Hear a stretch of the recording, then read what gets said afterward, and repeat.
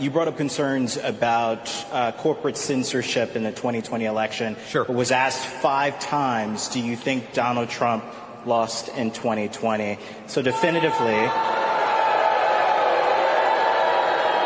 The rabid crowd, they're just primed to boo at everything. Genuinely, what does JD Vance think that he's doing? What is his strategy? Because every single time he holds a rally or gives a speech, it devolves into the MAGA crowd booing at reporters asking questions as JD Vance refuses to effectively answer. Today, for example, JD Vance was asked about who won the 2020 election, and again, he refuses to answer on stage, which leads to an awkward moment where the crowd is booing. And before that, in the clip I'm about to play, JD Vance is asked if he can commit to the peaceful transfer of power, and while he says yes, it is quite vacuous because then he downplays January 6th, and he has said before he would not have certified the electors in the same way Mike Pence did. We'll break all of that down. We have 20-something days to go and no time to waste. Make sure you drop a like, make sure you subscribe to the Mockler channel, drop some blue hearts for me below, and let's jump in with this clip of JD Vance saying that he would execute the peaceful transfer of power, but we'll debunk why it's so wrong after.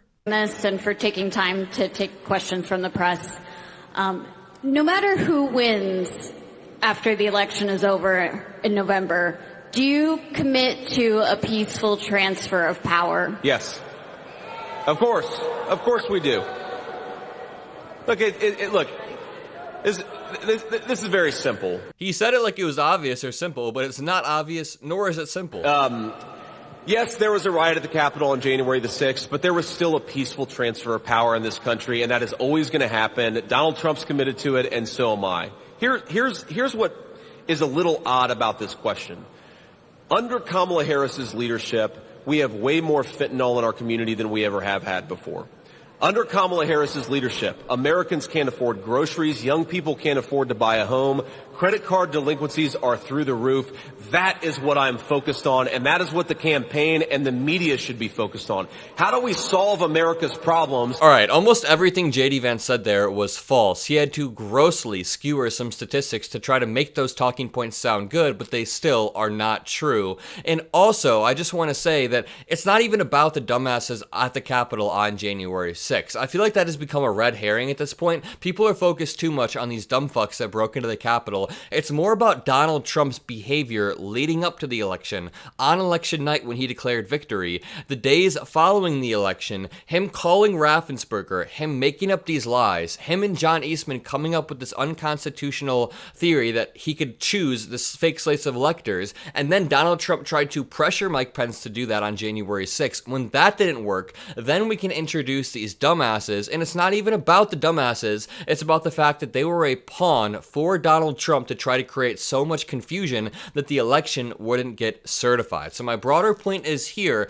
JD Vance attaches on to this red herring of Capitol rioters when he's dodging the question altogether. And it's funny that he wants to say that Democrats are the ones who really are interfering with the election when people ignore that Elon Musk is everything Republicans say George Soros is. Could you imagine if George Soros bought Facebook, started posting Kamala ads on Facebook, and then started paying people $47 to register to vote in blue areas, which Elon is doing, and then was seen with Kamala Harris? It's insane. And then could you imagine on top of all of that, if George Soros wanted to put a chip in people's brains, the conspiracy theorists would never, ever let it go, but they just don't bring it up with Elon Musk. This article reads, Elon Musk is obsessed with delivering Pennsylvania for Donald Trump. Here's what he's doing. From setting up a war room in Pittsburgh to giving financial incentives for swing state voters from his super PAC, Musk is relentlessly campaigning for Donald Trump in Pennsylvania. This is an important article because if Trump does win, if Pennsylvania goes red on election night, this could be a big reason. And I hate to be the dude that throws around the terms election interference, but is this not election interference to the very T? Is this not exactly what it is? This article reads, in what was said to be Elon Musk's very first time at a Trump rally, the ex-CEO CEO jumped for joy on stage in Butler wearing his dark MAGA hat before delivering a tactical message to the Pennsylvania audience. Register to vote, he said to Cheers on October 5th. I was at that rally. We have more footage coming out. Make sure you subscribe to the channel. But that was the tip of Musk's involvement in the 2024 Pennsylvania election. As Election Day inches closer, the SpaceX founder has further intertwined himself in the race for the White House on an unprecedented level, rooting his pro-Trump strategy in Pennsylvania, a crucial battleground that Musk and pretty much everyone else knows is key to a Trump win. It's not only key, but it's known as the tipping point state. Whoever wins Pennsylvania on election night, you can safely assume the rest of the election is going to tip in their favor. In a Pittsburgh war room, Musk has surrounded himself with lawyers, PR pros, canvassing experts, and other allies, attempting to apply his business and entrepreneurial chops to his operations as November 5th approaches. And Musk's message is starting to reach beyond that Western Pennsylvania room. He's proposed a bus tour across the Commonwealth, taking it upon himself to door knock, partly to see how his financial investments have paid off. This is absolutely insane. Just listen to this. One of those investments takes the form of a petition from Musk's America PAC where you could spend upwards of $47 million. Anyone who signs vows their support for the First and Second Amendments, which could then provide the contacts that allow them to be targeted by Musk's PAC to vote for Trump. Participants also receive $47, the number of the next U.S. president, says the article, for each registered voter they refer to sign the petition. On October 21st, when the petition closes, Musk's goal is to reach 1 million registered swing state voters, quote, to sign in support of the Constitution. But if you're signing in support of the Constitution, you're voting for VP Harris, right? Not the guy who wants to terminate all rules, laws, and regulations, even those found in the Constitution. The gaslighting is insane, and I feel like Elon Musk is pulling one giant trick on us. He's saying that Democrats are a threat to democracy who use apocalyptic, inflammatory rhetoric. Next, they're going to start saying that Kamala Harris is too old to run for president. They are just projecting at every single turn. Now, the first $47 payments were delivered to signees in Philadelphia on October 7th.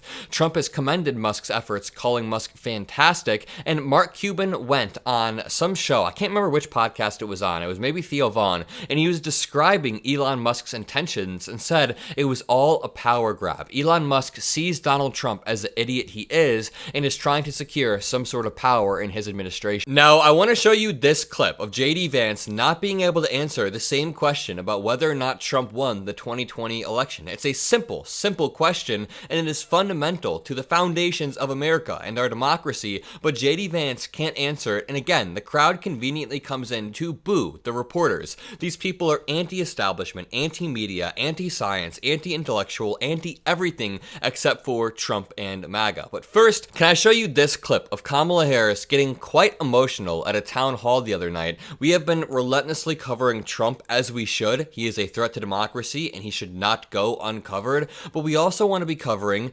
Kamala Harris and Tim Walz, which we will later on in this video. Watch this. Kamala Harris actually answered the damn question, which is refreshing to see at a town hall. We've been covering a lot of Trump's town halls where he will always make it about himself. Remember when he talked about some Man of the Year award that he got when he was asked about how he was going to help working class Americans? Kamala Harris actually engages. VP Harris actually understands the issues at play, understands the problems that people run into. Someone in the comments brings up a great point, is that one of the main problems is that applying for Social Security disability takes years and years, and during that time, people become homeless in that process, and that is where a big problem comes. Now, right here, we have JD Vance, the infamous clip of the crowd booing as he's pressed again in Johnstown, PA, just a few hours back, about whether or not Trump won the 2020 election. Watch this clip. Senator, really quickly, I watched your interview with New York Times.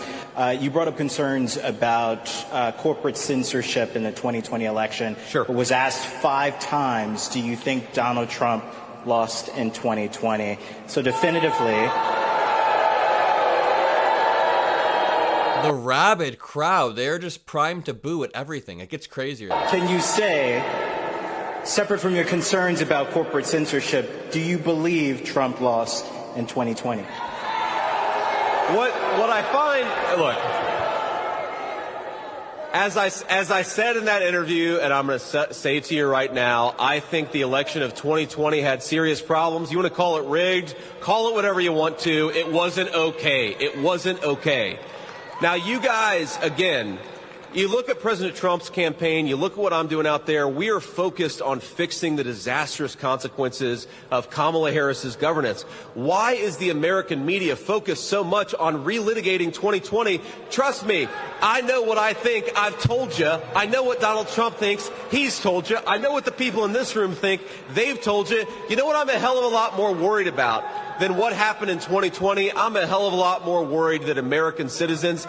This fake anger from him is so cute. The reason that we're relitigating 2020 is because Donald Trump was never able to concede. If Donald Trump never would have made up these lies about election fraud, if he would have conceded to Joe Biden on election night or whenever the results came in, a few days after actually, if he wouldn't have gone down kicking and screaming and still 4 years later saying the election was stolen, despite him also saying he lost by a whisker, then we would not be talking about 2020 still. It would be just like any other election. Trump is the one who made it very unique because it's the first time in the history of America that the peaceful transfer of power was delayed. Also, I want to go back to this clip of JD Vance earlier where he says the peaceful transfer of power did happen. I can't remember if I forgot the ultimate debunker of it all. The peaceful transfer of power was delayed for the first time in American history. So despite it happening, it was delayed by hours and hours because Congressman Mike Pence, they all had to be taken out of the chambers, which is insane, insanely unprecedented. I really quickly want to read to you this article, and then we have one more clip of JD Vance and Donald Trump. It's embarrassing, but this article reads, Harris versus Trump analyst says, GOP is creating fake polls to flood the scene. Now, I don't know how much I believe this. Lately, I've been a little bit worried due to the state of polling, but this article is meant to make panicking Democrats feel better. At least that's what the article says. As polls seem to indicate that former President Trump has momentum in some swing states with 24 days to go, Democratic strategist Simon Rosenberg says, don't buy it. I did an interview with Rosenberg recently, great guy. About a month ago, Rosenberg predicted that a slew of polls by Republican organizations would flood the zone, showing Trump leading, and like clockwork, it has happened. The purpose is twofold, Rosenberg said, to excite Trump's base and discourage VP Kamala Harris's supporters, while also providing Trump with ammunition to say the election is rigged if he loses. Rosenberg said, via Twitter, quote, of the last 15 election polls released in PA, 12 have right/GOP affiliations. Their campaign to game the polling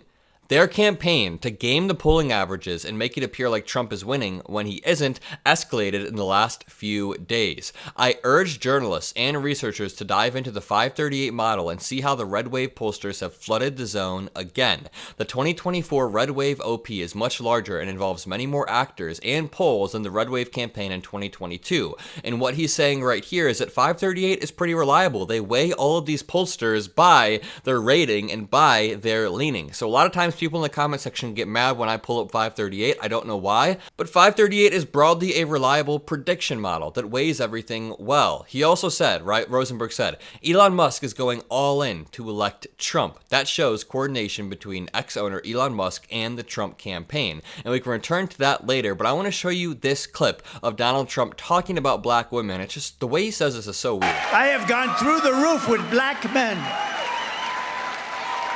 Black men. I don't do quite as well with black women, I must say.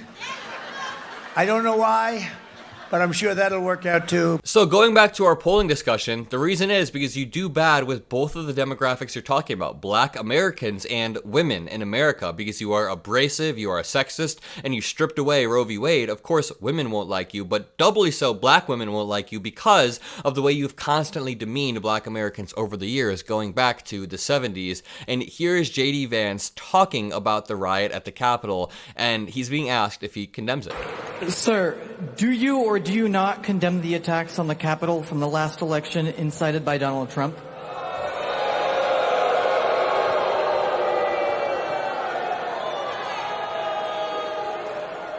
Do I condemn the riot at the Capitol? Sure, I condemn the riot at the Capitol. Do I think that, as the media pretends, that the riot at the Capitol 4 years ago is a bigger deal than people not being able to afford groceries? No, I don't. I think people not being able to afford groceries. Can I just go back to what I said before? The riot at the Capitol is almost a red herring. Who cares about these absolute dumbasses? It's not about them. It's bigger than that. It's more about Donald Trump's behavior. The way you can draw a direct line between Donald Trump's behavior behavior and the people rioting on January 6th. It's also insane to me that the crowd is so primed to boo at the media. I mean, the media exists as one of the guardrails in democracy. The media, along with our institutions, along with individual actors, and Trump is trying to strip all of that away. He wants to strip licensing away from ABC, and he wants this crowd to constantly attack the media. He wants to tear down the institutions that have existed for hundreds of years that stood during January 6th, and he wants to strip away individualism and make sure that our institutions are guided by his loyalists and only his loyalists. It's a scary thought. We need to get out there and vote to stop it. If you enjoyed this video, if you appreciate what I do, drop a blue heart.